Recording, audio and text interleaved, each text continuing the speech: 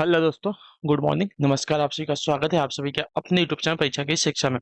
उम्मीद करता हूँ, आशा करता हूँ कि आप सभी जो है स्वस्थ हैं, कुशल मंगल है, तैयारी जो है बढ़िया और अच्छे तरीके से आप अपनी कर रहे थे। जो भी क्लास में हमारे फर्स्ट टाइम आए हैं, पहली बार आए हैं, नए हैं, उन सबको बता दी कि हमारे आपकी जो है बीएड फर्स्ट परीक्षा 2026 की आपकी तैयारी है डेली बेसिस पे रेगुलर करवाई जा रही है। तो जिससे भी तैयारी पूरी करनी है, कंप्लीट करनी है, चैनल को सब्सक्राइब करके आप लोग हमारे साथ जुड़ जाएंगे। क्लास का समय देखिए, जीके जीएस की जो क्लास है सुबह 10 बजे, रीजनिंग की जो क्लास है दोपहर को 1 बजे, कला की जो क्लास है शाम को 4 बजे और हिंदी की जो क्लास है शाम को 7 बजे आप सभी को देखने को मिलती है। इसी टाइम पे आप सभी को क्लास से जुड़कर तैयारी को पूरा और कंप्लीट करना है। नीचे डिस्क्रिप्शन आपको इंस्टाग्राम टेलीग्राम का लिंक मिलेगा, इंस्टाग्राम पे फॉलो करेंगे, टेलीग्राम चेक जाएंगे, टेलीग्राम से डेली बेसिस क्लास का अपडेट, एग्जाम का अपडेट, जो पीडीएफ वगैरह आपको देखने को मिलेगा, तो आप लोग जो है टेलीग्राम से को ज्वाइन कर लेंगे। ठीक है, चलें क्लास से स्टार्ट करें बिना किसी देरी के। एक एक क्वेश्चन जो आपके एग्जाम के लिए बहुत इंपॉर्टेंट है। और क्लास से स्टार्ट करने से पहले जिसने अभी तक क्लास को लाइक नहीं किया लाइक करेंगे, शेयर नहीं किया शेयर करें, और जिसने अभी तक चैनल को सब्सक्राइब नहीं किया सब्सक्राइब कर लीजिएगा। ठीक है, और क्लास को ध्यान से एक एक क्वेश्चन को देखिएगा। क्या पूछा गया है? निम्न में से कौन सा भू संतुलन का उदाहरण है? बताइए, भू संतुलन का उदाहरण कौन सा है? अंडमान द्वीप समूह का निर्माण, पथरीले पहाड़ों का निर्माण, मिसिसिपी मुहाने का संकुचन, सेंट एंड्रियास ब्रंस। कौन सा जो है भू संतुलन का उदाहरण है? देखिए, भू संतुलन या समस्थिति का अर्थ है कि पृथ्वी की भूप्रकृति के सतही उच्चावन के रूप में स्थित पर्वतों, पठारों व समुद्र के उनके भारों के अनुसार भूप्रकृति के नीचे स्थित पिघली चट्टानों के ऊपर संतुलन बनाए रखने की अवस्था। ठीक है, तो आपका उत्तर हो जाएगा मिसिसिपी मुहाने का संकुचन। ठीक है, ये जो है आपका भू संतुलन का उदाहरण है। मतलब इनके नीचे क्या है? पिघली हुई चट्टानों के ऊपर जो है संतुलन बनाए रखना, पर्वत हो गया, पठार हो गया या समुद्र हो गया, उसको कहते हैं। ठीक है, भू संतुलन। तो मिसिसिपी मुहाने का संकुचन जो है इसका उदाहरण है भू संतुलन का। चलिए अगले क्वेश्चन को देखेंगे। आपका है 27 नंबर। किस सातवाहन राजा ने स्वयं ब्राह्मण की उपाधि धारण की थी? बताइए, किस सातवाहन राजा ने स्वयं जो है ब्राह्मण की उपाधि धारण की थी? इसका सही उत्तर क्या हो जाएगा? तो इसका राइट आंसर है गौतमी पुत्र सातकड़ी। ठीक है, ऑप्शन नंबर जो सी दिया गया है सही उत्तर। सातवाहन शासक गौतमी पुत्र जो है सातकड़ी ने एकमात्र ब्राह्मण की उपाधि धारण की थी। ठीक है, या सातवाहन वंश का प्रजापति प्रतापी जो है राजा माना जाता है।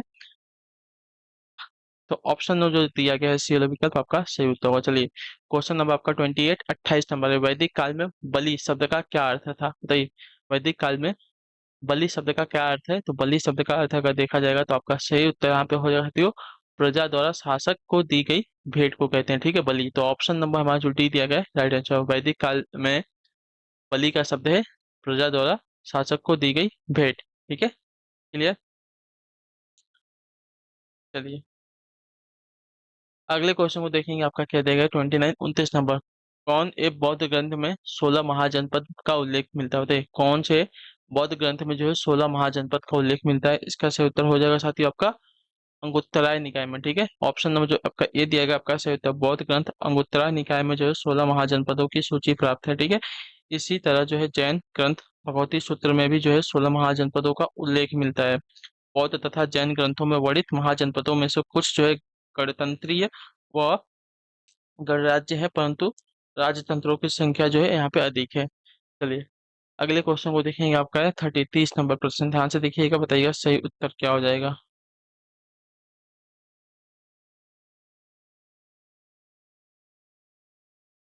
30 नंबर है, बुलंद दरवाजा किसके द्वारा जो है बनवाया गया था? बताइए, बुलंद दरवाजा जो है किसके द्वारा बनवाया गया था? तो ये बनवाया गया था साथियों आपका अकबर के द्वारा। ठीक है, ऑप्शन नो जो आपका ए दिया गया है सही उत्तर हो जाएगा। और इसका निर्माण जो है अकबर ने 1605 ईस्वी में करवाया था। ठीक है, और इसका जो निर्माण है गुजरात विजय की स्मृति में किया गया था। चलिए, और यह दरवाजा जो है भारत का सबसे ऊंचा दरवाजा है, और यह जो है आगरा से 43 किलोमीटर दूर फतेहपुर सीकरी में स्थित है। चलिए क्वेश्चन नंबर आपका 31 निम्नलिखित में से किस शासक ने जो है भारत में सर्वप्रथम इक्ता प्रारंभ किया था? तो निम्नलिखित में से किस शासक ने भारत में सर्वप्रथम इक्ता प्रारंभ किया था? तो इसका सही उत्तर आपका हो जाएगा यहाँ पे इल्तुतमिश। ठीक है, इल्तुतमिश ने भारत में सर्वप्रथम जो है इक्ता प्रारंभ किया था। ठीक है, भारत में सर्वप्रथम इक्ता व्यवस्था का प्रचलन जो है इल्तुतमिश ने किया था। इसने जो है सल्तनत के प्रदेशों को विभिन्न इक्ताओं में विभाजित किया था तथा इक्तादारों की नियुक्ति की थी। ठीक है, इक्तादार सैनिक तथा राजस्व के क्षेत्र में कार्य करते थे। इक्तादारी व्यवस्था सामंतवादी प्रथा से अलग थी। ठीक है, चलिए 32वां प्रश्न क्या पूछा गया? कबीर का पालन पोषण एक मुस्लिम जुलाहे ने किया था जिसका नाम क्या था बताइए। कबीर का जो पालन पोषण है एक मुस्लिम जुलाहे ने किया था जिसका नाम क्या है? तो इसका नाम है साथियों आपका नीरू। ठीक है, ऑप्शन जो हमारा दिया गया ए सी वाला ऑप्शन आपका सही उत्तर हो जाएगा। क्लियर सभी को? नीरू तथा नीमा ने किया था। ठीक है, मुस्लिम दंपति यानी कि पति पत्नी थे नीरू तथा नीमा। इन्होंने जो है कबीर का पालन पोषण किया था, याद रखिएगा। ठीक है, क्लियर। चलिए अगले क्वेश्चन को देखेंगे आपका 33 नंबर क्या देगा? वहाबी आंदोलन का मुख्य उद्देश्य क्या था बताइए। वहाबी आंदोलन का मुख्य उद्देश्य क्या था? तो वहाबी आंदोलन का मुख्य उद्देश्य अगर देखा जाएगा तो इस्लाम का शुद्धिकरण था। ठीक है, ऑप्शन नंबर जो आपका बी दिया गया है, सही उत्तर हो जाएगा। क्लियर सभी को? वहाबी आंदोलन का उद्देश्य जो है इस्लाम का शुद्धिकरण था। भारत में वहाबी आंदोलन का नेतृत्व जो है सैयद अहमद बरेलवी ने किया। ठीक है, इस आंदोलन की व्यापकता जो है 1830 से लेकर 1857 के बीच सर्वाधिक थी। बहावी आंदोलन का मुख्य केंद्र जो है पटना में था और इसने जो है अंग्रेजों के विरुद्ध जिहाद की घोषणा की थी। 34वां प्रश्न बताइएगा सही उत्तर का। निम्न में से किस सामाजिक धार्मिक आंदोलन ने जो है दलित वर्ग के संबंध में आवाज उठाई बताइए।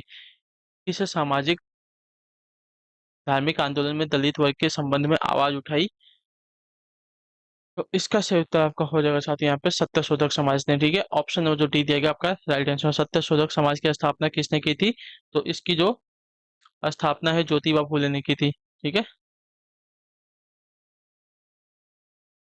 कब की थी इसकी स्थापना? तो 24 सितंबर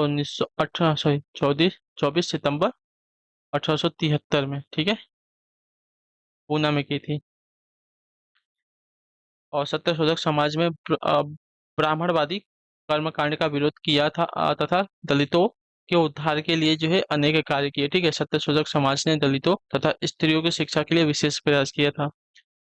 चलिए 35 नंबर दिसंबर 1929 में लाहौर कांग्रेस के अधिवेशन ने जोर दिया था किस पर? होम रूल लीग पर, पूर्ण स्वराज पर, औपनिवेशिक स्वशासन का या प्रशासन में भारतीयों की सही भागीदारी को बताइए। तो इसका सही उत्तर हो जाएगा साथियों पूर्ण स्वराज। ठीक है, ऑप्शन नंबर जो आपका भी दिया गया आपका सही उत्तर दिसंबर 1929 के लाहौर कांग्रेस के अधिवेशन में जो है जोर दिया था पूर्ण स्वराज पर। ठीक है, क्लियर। और इसकी अध्यक्षता किसने की थी? जवाहरलाल नेहरू ने की थी। और हाँ ठीक है, चलिए ओके। अगले क्वेश्चन को देखेंगे आपका है 36 नंबर क्या देगा? 1928 के बारदोली सत्याग्रह का नेतृत्व किसने किया था बताइए। 1928 के बारदोली सत्याग्रह का नेतृत्व किसने किया था?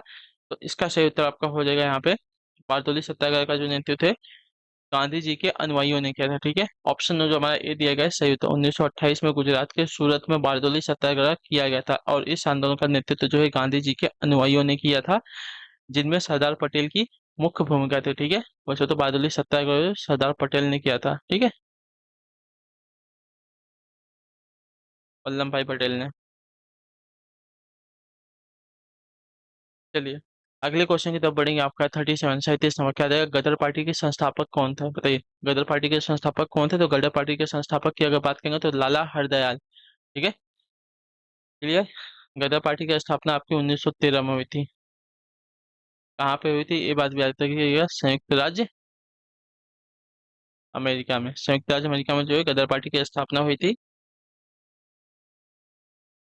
और इसके संस्थापक आपके लाला हरदयाल थे। ठीक है, चलिए अगले क्वेश्चन को देखेंगे आपका है 38 38 नंबर।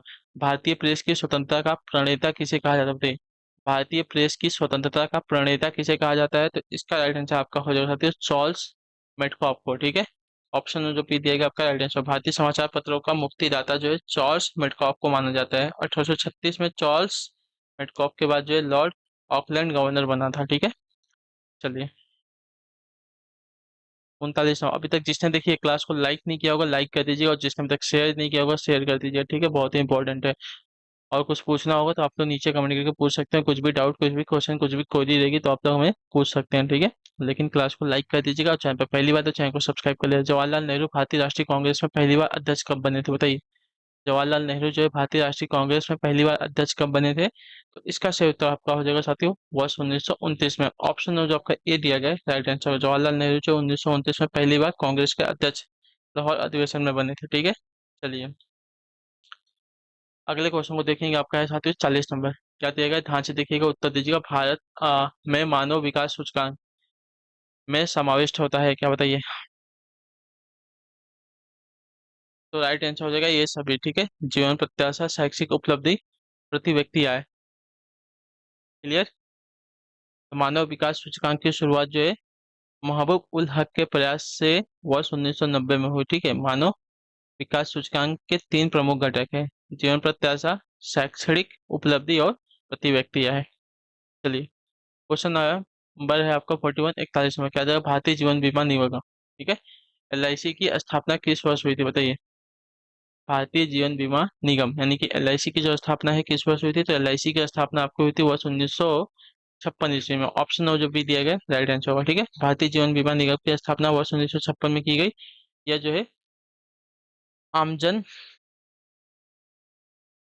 को बीमा सुरक्षा प्रदान करने का कार्य करता है। ठीक है, भारतीय जीवन बीमा निगम का मुख्यालय जो है मुंबई में स्थित है। चलिए 42, 42 नंबर। ध्यान से देखिएगा, बताएगा राइट आंसर का। 14वें वित्त आयोग 2015 से 20 में भारत के राष्ट्रपति को अपनी रिपोर्ट प्रस्तुत की। तो बताइए 14वें वित्त आयोग 2015 से 20 ने जो है भारत के राष्ट्रपति को अपनी रिपोर्ट प्रस्तुत कब की थी? तो इसका सही उत्तर हो जाएगा साथियों आपका दिसंबर 2014। ठीक है, ऑप्शन जो आपका ए दिएगा आपका आइडेंट। 14वें वित्त आयोग का कार्यकाल जो है 2015 से 2020 तक था। और इस वित्त आयोग के अध्यक्ष जो है डॉक्टर YV रेड्डी थे। ठीक है, और 14वें वित्त आयोग ने जो है दिसंबर 2014 में राष्ट्रपति को अपनी रिपोर्ट दी थी। वित्त आयोग का गठन जो है संविधान के अनुच्छेद 280 के तहत किया जाता है। ठीक। 43, 43 नंबर। ध्यान से देखिएगा, भारत में किस क्षेत्र में जो अधिकतम कुल घरेलू बचत प्राप्त होती है, बताइए। भारत में किस क्षेत्र में अधिकतम कुल घरेलू बचत जो है प्राप्त होती है? तो उत्तर हो जाएगा घरेलू क्षेत्रों में। ठीक है, ऑप्शन जो आपका भी दिया गया सही उत्तर होगा। दिए गए विकल्पों में से अधिकतम घरेलू बचत जो है घरेलू क्षेत्रों में होती है। ठीक है, घरेलू क्षेत्र के अंतर्गत जो है आने वाले सभी आर्थिक क्रियाकलापों की बचतों को जो है इसमें शामिल किया जाता है। 44वां प्रश्न पूछा गया है, निम्न में से कौन सी अवधि जो है प्रथम पंचवर्षीय योजना की थी, बताइए। कौन सी अवधि जो है प्रथम पंचवर्षीय योजना की थी? तो इसका सही उत्तर आपका हो जाएगा यहाँ पे 1953 से 1958 की अवधि। ठीक है, ऑप्शन जो आपका डी दिया गया है, सॉरी डी नहीं, 1951 से 1956, ये राइट होगा। ठीक है,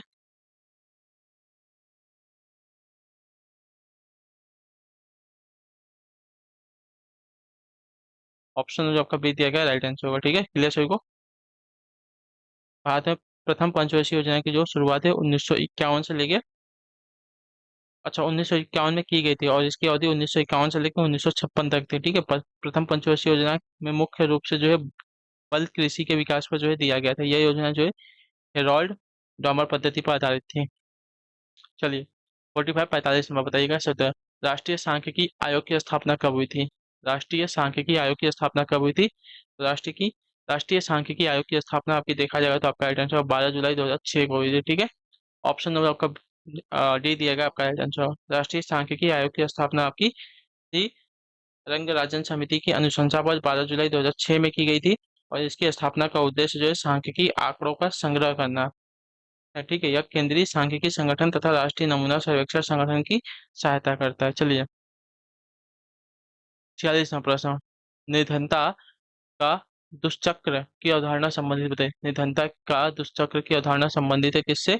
यह संबंधित है आपका आर नरक से। ठीक है, नरकसे से। तो ऑप्शन जो आपका बी दिया गया आपका राइट आंसर हो जाएगा। ठीक है, निर्धनता का दुष्चक्र की अवधारणा आर नरकसे ने दी थी। ठीक है, और इसके अनुसार जो है निर्धन व्यक्ति लगातार निर्धन होता जाता है। समय के साथ निर्धनों की आय जो है उपयोग व्यय तथा जीवन स्तर में गिरावट आ जाती है। 47वां प्रश्न पूछा गया है, निम्नलिखित में से किसमें जो है कार्बन नहीं होता है, बताइए। निम्नलिखित में से किसमें जो है कार्बन नहीं होता है? तो कार्बन की अगर बात करेंगे तो आपका राइट आंसर होगा बलुआ पत्थर में। ठीक है, इसमें आपका कार्बन नहीं होता है। हीरा, ग्रेफाइट, कोयले में कार्बन होता है। ठीक है, चलिए अगले क्वेश्चन को देखेंगे। 48वां, भारी जल एक है क्या, बताइए। भारी जल है एक क्या? शीतलक है, मंदक है, या दोनों है, या ईंधन है? तो भारी जल की अगर बात करेंगे तो भारी जो है आपका शीतलक भी हो जाएगा, मंदक भी हो जाएगा, यानी कि दोनों हो जाएगा। तो ऑप्शन जो सी दिया गया है सही उत्तर हो जाएगा। ठीक है, क्लियर। चलिए 49 नंबर आपके सामने दिया गया प्रश्न बताएंगे सही उत्तर का। विटामिन सी का रासायनिक नाम क्या होता है? तो विटामिन सी का रासायनिक नाम देखेंगे तो आपका ऑप्शन नंबर सी राइट हो जाएगा, एस्कॉर्बिक अम्ल। ठीक है, विटामिन सी का रासायनिक नाम आपका एस्कॉर्बिक अम्ल होता है। विटामिन सी का सामान्य स्रोत जो है खट्टे फल तथा सब्जियां होती है। ठीक है, विटामिन बी तथा सी जो है जल में घुलनशील होता है, जबकि ए डी के तथा ई जो है विटामिन वसा में घुलनशील होते हैं। ठीक है, 50 नंबर प्रश्न ध्यान से देखिए, बताएंगे। आखिरी क्वेश्चन है, निम्न में से कौन सी धातु जो है चाकू से काटी जा सकती है? चांदी, एल्युमिनियम, जस्ता या सोडियम? तो आपका राइट आंसर हो जाएगा सोडियम। सोडियम को जो है हम चाकू से काट सकते हैं। तो ऑप्शन में जो आपका डी दिया गया है राइट आंसर होगा। ठीक है, क्लियर।